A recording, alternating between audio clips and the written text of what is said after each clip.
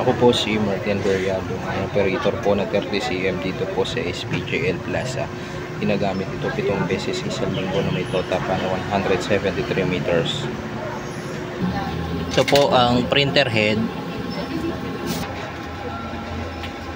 Ang capping na may 90% good condition at ang wiper.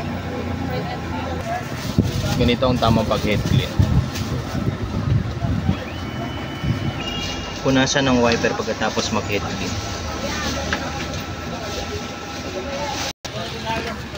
Nozzle check. Kompleto naman po ang kulay. Ito naman ang in system, nasa tamang label lang. Waste tank na kapapalit ko lang kaninang umaga. At ang AVR.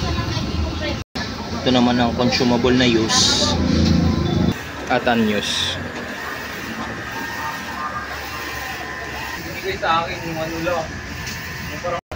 Ito naman ang consumables monitoring sa white, sa film at sa powder.